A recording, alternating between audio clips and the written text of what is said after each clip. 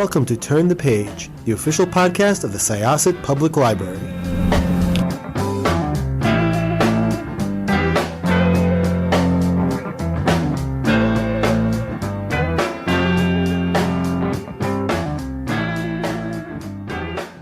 Welcome to Syosset Library's Turn the Page podcast. I am so excited to welcome back Amina Akhtar because she is one of my favorites, and Kismet, which I believe was the last book we talked about. It was the last book, yeah. So good. Is still one of my favorite books of like, I guess, all time, honestly. I have to say, like, wow. Yeah.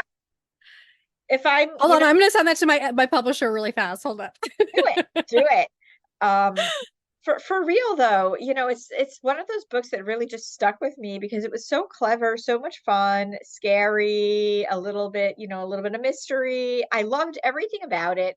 And that is also the reason why I know what a javelina is. Yes. Yes. Yes. And as soon as I heard that Amina's new book, Almost Surely Dead, was out, and the publicists were like, hey, yeah, it has the most beautiful cover, by the way. It does. Like, I can't even begin. I take no credit for it. The designer is this wonderful woman on Instagram, and she does the most beautiful covers. I'm just so thankful. They do good covers for me. They really do. They really, really do. Yeah. And like, again, like, this is another one I just wanted to like drink this cover. It was so good. I know. And I was like, yes, please, let's do this. I totally yes. Again, I want to read this book. So talk to me about Almost Surely Dead, because this is another really, really good one. It's definitely going to be an automatic staff pick. And it was a departure, but it had it's a little different, guys. Yeah, this is going to be everything that you think you know about anything is different in this world. Yeah, I liked it. It was really, really good. It had a really good characters. It had some really great lore, and it was gorgeous. So talk to us about it a little bit. So I always feel like the way to start talking about this book is why I wrote it, which is there's a lot of folklore in this about jinn, which is where, for anyone who's not familiar, Aladdin, what genies are. Genies in theory that's what jinn are, but there's like no magic lamp. And I grew up in much like the main character. This is a very personal book. Like, I just ripped from my life and stuck it in here, minus murders, guys. I have not murdered anybody, so minus that. My dad used to tell me these wild stories about jinn growing up. I mean, from the time I was a toddler on, he would tell me how he had a jinn in his house. Like, it is just one of those, I'm trying to think the equivalent, in American life would be believing in Santa Claus and the Easter Bunny, right? Except that the jinn don't always bring you presents, right? So I was like, I want to do a story about this woman who might be haunted, but might be going crazy, and we're not, as the reader, quite sure which it is. So it starts with this lovely girl named Dunya who almost gets pushed in front of the New York subway. And that's like the opening scene, nice and dramatic, because living in New York for 20 years had put that fear inside of me. So, and as she's trying to like come to grips, like, who is this person? Why do you want to kill me? What's going on? She starts to unravel because that person was not the only one who wanted to kill her. And at the same time, her mental health is going because all these weird, spooky things are happening. And it's told in 3 timelines, not to get so complicated, but there's Dunya in her present day. There's Dunya when she's 5, and and you're learning about the lore that her dad would tell her. And then there's a podcast in the future that's trying to find her because she's disappeared. And we know she's disappeared, but we have to wait for it to play out to figure out why she disappeared. So that's the book in my not so elevator pitch.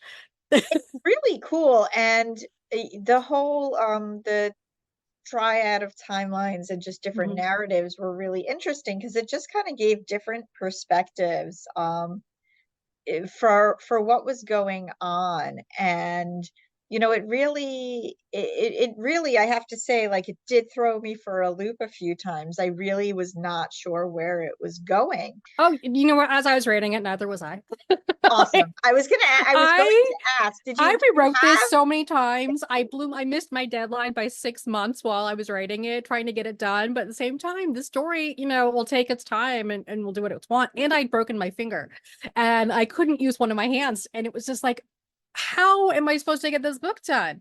Um, and I'm still kind of amazed I did. I'm sure that there are things in here that had I had more, put it down and come back 6 months later, which I sometimes like to do when I'm not on deadline. And then you find all the things that you can fix, but I didn't, I don't have that. But yeah, what helped is I read Matt Bell's book about revisions, right? Was it Never Be Done? Never, what, I can't remember the title, Matt, I'm sorry. As I was revising this, and I was sitting there going, oh, he's right. So what I did, I'd originally put all the timelines together. I basically unbraided it, right? So I only wrote one timeline straight through, then the next timeline, and then I kind of went through and braided it together so that I could make sure that the events lined up. It was a lot of work. I've decided my next book is going to be very simple, very, very simple book. One timeline. yeah, no, I mean, but it still worked really, really well. And I thought Dunya was a very interesting character. And I really like Dunya, right? Yeah, Dunya. Dunya, 'cause Because that's actually, Dunya really does mean cilantro. yes, that's what I was gonna, actually, it's so funny you said that, because as soon That's as my it came out joke of my for this mouth, I'm book. like, it's not Oh, I Dunya, did it wrong. yeah, That's yeah. that's okay. But it's there's other running joke is her name is Dunya, which means the world, and everybody calls her Dunya, which actually is the word for cilantro in Urdu. So it was just like a running joke for me to put that in because it made me laugh. Because most of the books I write, if something makes me laugh, it's going in. That's just how I do it. Yeah, I loved it. And it did add sort of like, sometimes when you're reading a book and you have something like that in it, it just sort of adds to just the feel, like, the tangibility of the world. Because if there wasn't any of that in it, it wouldn't feel Mm, like something you can touch, something you can like be in. And especially if you're writing something like this, which has a mystery and a supernatural, possible supernatural edge to it. possible. You're not Well, I sure. feel like every Yeah. ghost story that you hear from somebody would say, this is a true story. And look, I'm a believer because I've had my own experiences, but I don't expect other people to be believers. But there's always the moment when you're sitting there, you're going, am I going crazy? Is this stuff actually happening? It's never like the movie where, all the chairs are moving around and everything's all, it's never like that. It's usually like just enough weird stuff happening that you're like, maybe that I'm maybe there's a ghost. I don't know. So I really wanted it to be that sort of like maybe she's just losing her mind because her mom has died. This is, her backstory is that her mom has just died. So she's in grief, but she's trying to, she has no idea who her mother really was, and she's trying to come to terms because they had a bad relationship. Which is, as the book you kind of start to figure out why. And she's ended a relationship with a former fiance. So she's really going through this insanely grieving moment. And I kind of feel like when you're at that lowest moment in life, is if you're going to be haunted, that's when it's going to happen. Like that's it. I don't know why, I don't know the rules, but I feel like that's kind of how it works. Well, I think you really hit on something, because when things like that are happening, and this is kind of coming from my own perspective now, so please forgive me if I'm piling my own perspective on, Go but for it. you already are haunted at that point, Mhm. in a way. Like, you're not, you are looking It's for, more like, are you going to accept it and say, okay, yeah, this is happening, or are you going to try to be logical and science your way out of it, even if that's not what the case is, and you can't. So yeah. part of it is that Dunya is a sleepwalker. I just like holding up my cover, and I'm a terrible sleepwalker. Like I still sleepwalk as an adult. I thankfully have never left my house because the Japelinas are outside. I don't want to- Yeah, that would be really, Yeah, really bad. you can't be outside my house at night. Um, There were some true experiences that I put in the book that had happened, and this is a story I like to tell. It was one of those moments where I was like, am I being haunted? I'm in this, high-rise apartment building I had. I love this apartment. It was great. I always put all my New York characters in this apartment. I love it so much. And my mom had passed, and then I noticed Beanie, the lovely dog in the painting, who's snoozing next to me, kept staring at like the white walls, just staring as I hadn't decorated above my bed. And she just kept staring. And I was like, oh, is there a bug? And then she starts pinning her ears back, all terrified. So I'm like, okay. So I literally just put a blanket over her head because I'm like, I don't know what's happening. I use your words, Beanie. And then I realized I was sleepwalking every single night, and I've never sleepwalked every night. I sleepwalk a couple times a month, maybe. Like, it's not, an every night show here, So I was sleepwalking every night, and I was doing what Dunya does, which is I would run into my living room or into the closet to find there's something in my house that didn't belong, and I had to get it out. And I was doing this for weeks and weeks and weeks. And I was like, all right, this is getting really, really, really weird. And I can't remember if I put this part in because I've done so many versions of this book. But there was a dream I had where if I went into my bathroom and I took a picture in the flash in the mirror without the lights on, I would see what's been coming into my apartment. And I did not do that because that is how you die in a horror movie. And I was not ready to die. So, but the weird part was, as I go to work one day and I'm talking to my coworkers, and I'm like, it's so weird. I think I have a closet monster. Like, this is insane, right? And my phone rings, and it's this psychic guy I had gone to dinner with, as like a PR thing. Like in fashion world, they always bring a tarot card reader, a psychic, an astrologer. They're always just there at your dinners. Right? I have zero explanation for why. That's just how the fashion world was. And he's like, listen, we had dinner like 6 months ago. You don't remember me. I'm like, no, I do. It was a nice dinner or whatever. Lovely guy. And he's like, I have to get inside your apartment. My spirit guides are telling me that there's something inside your apartment, and I have to get in there now. And I just literally just dropped the phone because nobody knew this was happening. It's, I was just like, what? So I was like, okay. I mean, and it was free. It wasn't even like it was a scam. He came for free to do all this stuff to my apartment. And I was just sitting there like, I have to move. But after he was done, the sleepwalking stopped. And I was like, okay. And he was telling me it was coming from a different person in my building, that something was attached to it. It was coming from my bathroom, which is where I was supposed to take the picture. I know. I didn't have that whole scene in the book because I had psychics and Kismet, and it was, you didn't want to, I didn't want to do double it, but so that whole thing had obviously stuck with me because I was like, what the hell? What? Like, I to this day don't understand if it was a thing, if it was just me having a mental breakdown and some psychic realizing. I don't know. It was just this moment. And so that is partially where the Dunya stuff. So when you're reading this, it's like those horror movies that say based on a true story, and there's like those nuggets of truth. That's all true story here. Yeah. Honestly, never sleep over at my house. Well, that is way scarier than most of the true story stuff that the horror movies are based on. Because usually it's like stuff like, oh, there was a person in this house and they died, and yeah, or the lights went out once. Ooh, this is like, oh no, they think there's a demon coming into your bathroom, and I'm like, oh. And then, wait, the weirdest part though, he would somehow use kinesiology, like lifting your arm up, yes or no. I don't understand how that works, right? And he's like, oh, by the way, there's a message for your mom here. And it was like on my bookshelves. Now, I just want to show you my messy, messy bookshelf so you understand how I do not organize, okay? Not at all, right? It's all just piled up there. I'm not an organized human being. So he's using my arm to find the shelf and then the book and then the page. And he pulls out this book by Camus from like 20 years earlier that I literally haven't read in decades. And he finds his page and he looks at me and he's like, I'm so sorry, but you're supposed to read this line. I'm like, okay. And I swear to God, it said, yes, it would be a pleasure to see my mother again. And I was like, okay, we're done. I don't know who you are. You're like the little lady in Poltergeist. I have no idea what's happening, but this is insane. So that was the precursor to getting Dunya, was that experience. Yeah, It's wild. Oh my goodness. I know.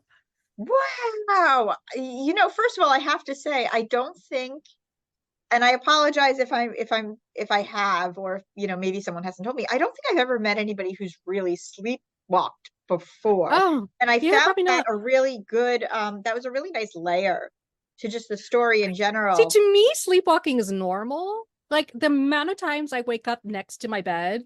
Um, my sister as a child, I think the sister in the book, Nadia, is based a lot on my sister because she used to have to wake up as a child with me just standing at her bed watching her in my sleep, which honest to God is the creepiest little thing in the entire world. I don't know how she didn't murder me because I would have. But she used to have to get me back into bed because I would just watch. I think I was so scared she was going to be possessed by the exorcist, that devil, that I was going to have to share a room with her, so I would watch her in my sleep. That was like my thinking as a toddler. So I want to ask a little bit about some of the other characters. Yes. Dunya has like her best friend, which is and then there's Liz who kind of pops into her Liz life. And Small. No, but Liz yeah. Small is like based on Liz Little, but the author, but the opposite of Liz, because Liz is amazing. And I was like, Liz, I want to put you in this book, but it's gonna be like your opposite person. So let me do that. So shout out to Liz for letting me do that. Yeah, so her best friend is Kendra, and Kendra and Dunya met in pharmacy school.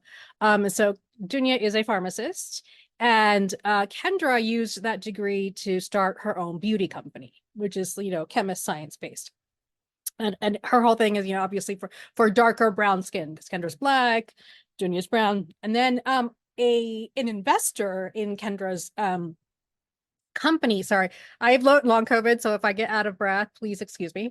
So Liz is an investor in Kendra's company, and Kendra's like, listen, she saw you in the paper about almost dying on the subway, and she really wants to meet you, which honestly I think is weird, but whatever.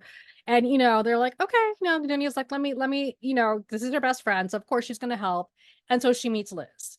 And her life kind of goes even crazier with the addition of Liz, who is this very wealthy, not, I don't want to say narcissistic woman, but she's never had people say no to her, and there's definitely that type of person in New York who's always been wealthy and can get into any door, and that's that. And that's Liz Little. And then there's other characters that show up, like Nadia, the sister, and so their podcast chapters, you start hearing the other characters and their perspectives on situations, because you can see that Dunya's perspective is very, very skewed at this point. She's an unreliable narrator to herself. So it's sort of like there's her side of the story, there's their side of the story, and then there's the truth. And so you as the reader have to try to figure out where the truth lies, because you're hearing two very different, descriptions of what has happened. Yeah, and but then at the same time, like these podcasts, Danielle and Amanda, they're not like, they're not necessarily the most reliable either. And like No, they're when they not. call They're not. him, Well, the like I people, said, so I yeah. love that there are some great true crime podcasts out there. Obviously the work that Rabia Chaudhry does, Catherine Townsend, who's a licensed investigator, people who are literally working, with the courts. Yes, but there is a whole ton, or there are a whole lot of more podcasts out there that's just like a random schmoes being like, I am going to solve this and get myself a Netflix deal. And that's basically what these two girls are doing. They're like, we're going to solve this. And they are not they're not very empathetic, and they're not impartial to begin with, right? Because they're already like, what's up with her? Is it because she is Muslim? Is there this? What's going on with her? And everyone's like, no, that had nothing to do with it. What are you talking about? So and then they're talking to her ex, and they're of course really charmed by him, and so I use them as like a comic moment, because I like to have moments of laughter in these books, because otherwise I feel like it can be really heavy. But also like furthers the plot by letting you know who's been arrested or who's being investigated or what. And so that was very helpful. And then they're also trying to find Dunya. So they're putting out merchandise like with her head on it, you know, which is, it's I like, just rolled my wow. eyes because it is Mhm. very eye rollable. Yeah. So there was a lot of making fun of at podcasts, you know. Let's just say that the one in the book is the way to not to do a podcast. Yeah, for sure. Yeah. And you know, I liked I really liked just kind of hearing also about, you know, just Dunya's family. Now I'm doing it. I'm sorry. It's okay. Dunya's family.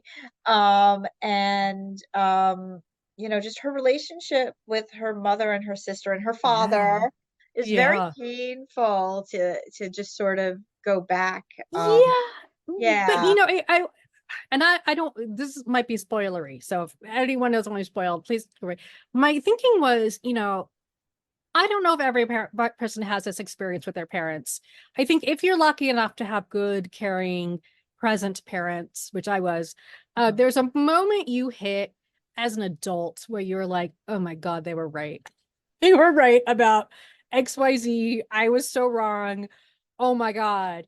And I wanted Dunya to get there. I wanted her to figure out, you know, and I don't want to say what her mom might have been right about, but you know, there is before her mom has died, there has been, you know, this estrangement between her and her mother and also her sister, because they do partially blame her for her father dying, which happened when Dunya was little. And then you start to think, well, why would anyone blame a baby? And then you're like, oh, wait a minute. So I really wanted that moment to have like almost a redemption arc in their family, you know, where they're healing things even if people are dead.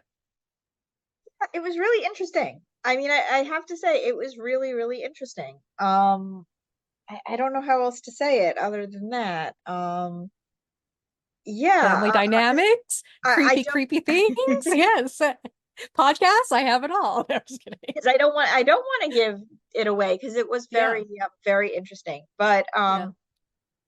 and then I just wanted to talk a little bit about the mysterious man who kind of comes into her life. Zabir. I love Zabir. Zabir. He was I actually, love him.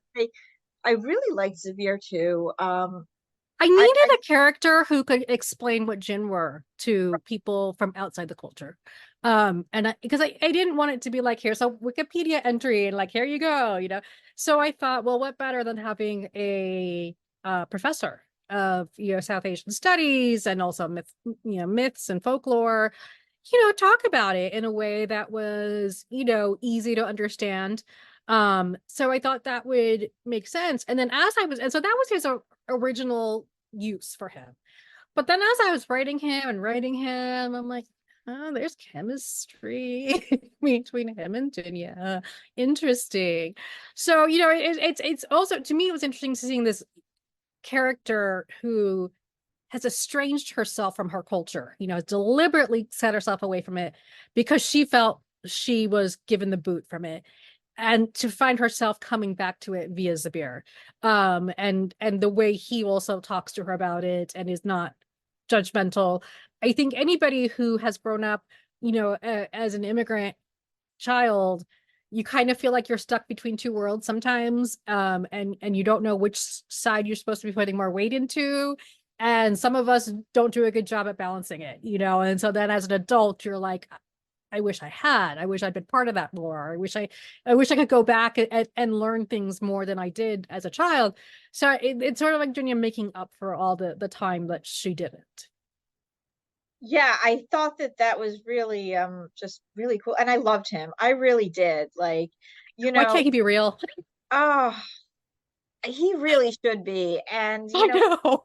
and the more I want to talk about him, the more it just delves too much into spoilery stuff, and I don't want to spoil anything for anybody. But all I can say is I I don't know if I I trust feel like him. he's my Yeah. foray into romantic thrillery thing, because the next one I'm working on is going to be looking at the whole wedding obsession in the Pakistani culture. And Yes.